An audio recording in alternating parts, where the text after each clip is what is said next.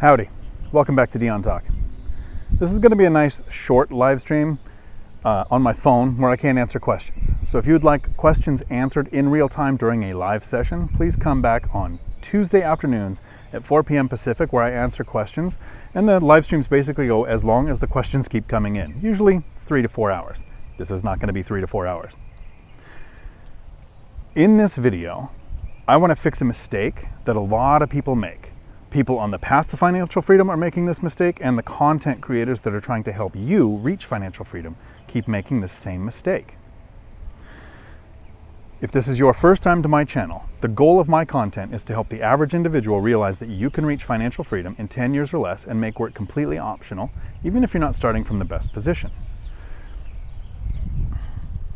And here's the mistake that I've been making.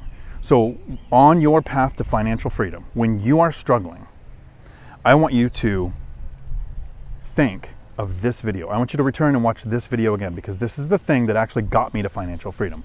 My path to financial freedom started a little over 10 years ago. I was a single parent making $17 an hour because I had been laid off from a police department during the 2008 recession. I was teaching people how to drive trucks and wasn't making a lot of money. I had 3 kids. I found out about $89,000 in bad debt in my name that I didn't know existed until the divorce. So it wasn't a great position. 8 years later, I made work completely optional, and I've spent the last year or so trying to figure out how to teach people to do what I did, and I've been doing it wrong. My channel has a lot of videos on the tactics and strategies on how to reach financial freedom. And there's really 3 different paths. Some people will start and grow a business, and an example of that is the truck driving school that I work at. The owners grew the company to the point where somebody else, me, would run the day-to-day, so they don't have to come in and run the business. They have passive income from a business that grew large enough for someone else to run the day-to-day. Then there are content creators who invest with stocks, and they use the information from the Trinity study, which a lot of people call the 4% rule. Until 2021 and 2022, people are starting to call it the 3 or the 2.5% rule because of inflation. This is where you invest money and you're able to safely withdraw 4% of that to live on. So if you need $40,000 a year to live, you invest $1 million, and that gives you $40,000 a year as 4% that you can take out. The idea is, with an average growth of 10% per year, for an average stock portfolio, that gives you the 4% to live on, 3% to cover normal inflation, and then money to cover taxes. Then there's the third path, which is the one I chose, which was buy and hold real estate. And my videos cover the tactics and strategies that I used to reach financial freedom. I have things like how to get tenants to request a rent increase, how to screen tenants, how to find properties, how to run the numbers, how to run this like a business. And that's the mistake. We keep talking about how to reach financial freedom as a path, and here's how you do it. What really matters isn't the nuanced ways to do it. Your situation is going to be different than mine, and some of these will help you get there. But that's the mistake content creators make. We keep making content that says, here's exactly how it worked for me, here's how you can do it, this is repeatable, you can do the same thing. So the viewer, here's the mistake that you make when you're watching content like this. You want financial freedom. So we've defined as a content creator, financial freedom is knowing your freedom number and having passive income come in that is more than what it costs you to live every month. So the viewer thinks, I need passive income. So you set a goal. That goal can be, I want a certain amount of money coming in every month, which makes me financially free. Or it could be, I want to close on a rental by the end of the year. I want 5 rentals by the end of 2 years. I need $5,000 or $10,000, just pick a nice round number, and say I want that much cash flow coming in every month. So you set goals. People will have a vision board where you put up your passive cash flow number or your number of units. And you need to get to 10 units or to $10,000 in cash flow, you need to find properties, close on properties, find tenants, screen tenants, collect rents, get tenants to request a rent increase. You need to do all the normal things that are in all of these videos. So it totally makes sense that this would be a channel you would watch to do that. Let me give you an example of why I think this has been a mistake, and I do have the solution.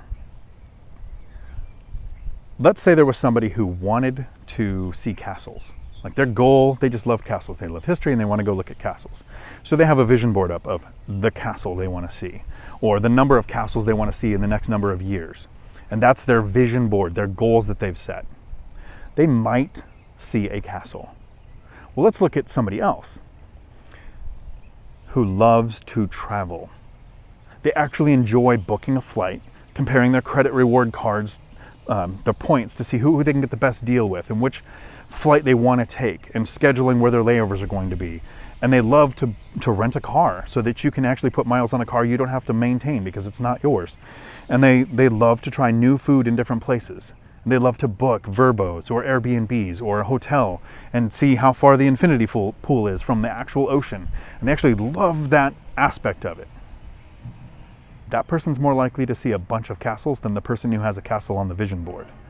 So if you have a vision board or a vision book and your goal is $5,000 a month in cash flow or $10,000, or you want to close on a property before the end of the year, you might do that. But here's how I reached financial freedom. This was what actually pushed me into financial freedom. I love the journey. I love setting up auto searches so that emails come in from agents every day. To me, it's like getting a lottery scratch ticket in my email.